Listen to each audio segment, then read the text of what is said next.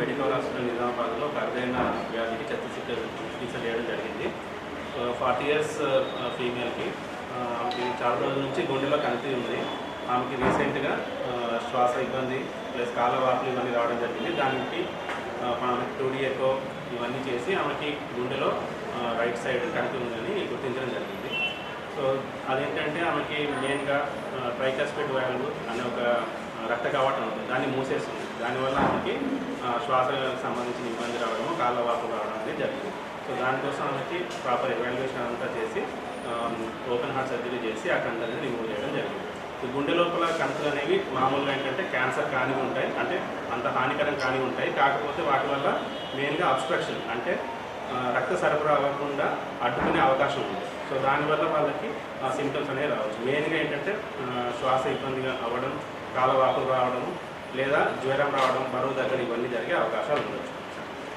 So దానికోసం అని చెప్పి ఈ వ్యాధి ఉన్న వాళ్ళు 2D ఎకో ద్వారా డయాగ్నోసిస్ చేసుకొని ఆపరేషన్ చేసుకోవడం అనేది వాళ్ళకి తొందరగా నయమయ్యే అవకాశం ఉంటుంది.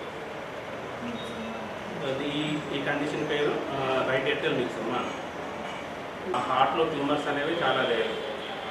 అది ఐడెంటిఫై అవ్వడం కూడా చాలామందికి రెగ్యులర్గా ఎక్కువ స్కానింగ్ అవన్నీ చేసినప్పుడు ఐడెంటిఫై అవ్వచ్చు. కొంతమందికి మాత్రమే ఆ అబ్స్ట్రక్షన్ అట్లా ఉన్నప్పుడు వాటి సింప్టమ్స్ అనేవి ఉంటాయి. బట్ మెజారిటీ వాళ్ళకి మామూలుగా స్కానింగ్ చేసుకున్నప్పుడు తెలుస్తుంది. ఓల్డేజ్ అప్పటి నుంచి అప్పుడు అంటే ఎంగేజ్ నుంచి అప్పుడు కాలంలో ఎలాంటి సింప్టమ్స్ అంటే సింప్టమ్స్ డెవలప్ అవ్వకపోవచ్చు. నేను చెప్పినట్టుగా ఆ సైజ్ పెరిగినప్పుడు అదేమైనా వేరే దాన్ని రక్త సరఫరా అడ్డుకున్నప్పుడు మాత్రమే సింప్టమ్స్ వచ్చే అవకాశం ఉండవచ్చు.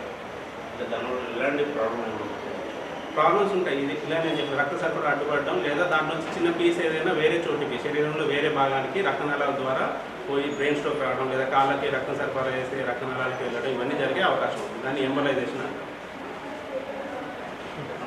కార్డియోగ్రామ్ చేయాలి. 2D ఎకో కార్డియోగ్రామ్లోనే అది ఉందా లేదా విషయం మనకు తెలుస్తుంది. సో సార్ చెప్పినట్టుగా ఇలాంటి ప్రొసీజర్స్ నిజామాబాద్లో ఇప్పటి వరకు ఎక్కడా మనము పర్ఫార్మ్ అయితే చేయలేదు. మన మెడికల్ హాస్పిటల్ ఆధ్వర్యంలో ఈ శస్త్రచికిత్సని మనము ఇక్కడ పర్ఫామ్ చేస్తాము. సక్సెస్ఫుల్గా పేషెంట్ ఏ సింప్టమ్స్ లేకుండా కంప్లీట్గా ఇంప్రూవ్మెంట్ అయ్యి ఈరోజు డిశ్చార్జ్ అవుతున్నారు. సో మాకు చాలా ఆనందంగా ఉంది. ప్లస్ ఈ వార్త మీ అందరికీ అందించడం వల్ల మన నిజామాబాద్ ప్రజలందరికీ కూడా ఎవరికైనా ఇలాంటి ప్రాబ్లమ్స్ ఉంటే డయాగ్నోసిస్ చేయించుకొని ఇక్కడికి వస్తే మన దగ్గర అన్ని టెస్టులు అవి చేసి మేము ఫర్దర్గా ఏం చేయాలి, దానికి ఆపరేషన్కి ఎలా ఉంటుంది అవన్నీ మీకు ఎక్స్ప్లెనేషన్ చేసి మేము మీకు సేవలు అందిస్తాము. Thank you. జనరల్గా ఈ రైట్ ఏట్రియల్ మిక్సోమా సర్జరీకి అనస్థీషియా అంటే కంప్లీట్ జనరల్ అనస్థీషియానే ఇస్తాము. సో జనరల్ అనస్థీషియాతో పాటు ఈ పేషెంట్కి ఏంటంటే ఓపెన్ హార్ట్ సర్జరీ చేసేటప్పుడు ఏవైతే invasive arterial lines, central lines అయ్యాలో అవన్నీ ఈ పేషెంట్కి చేయాల్సి వస్తుంది. సో డీటెయిల్గా మానిటర్ చేసుకుంటూ అనస్థీషియా ఇవ్వాల్సి వస్తుంది. సో ఎందుకంటే పేషెంట్ ఒక్కోసారి అనస్థీషియా ఇచ్చేటప్పుడే బీపీ బాగా డౌన్ అయిపోయి so patient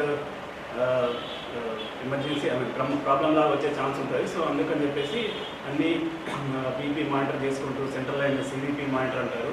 so CVP monitor చేసుకుంటూ చేయాల్సి వస్తుంది.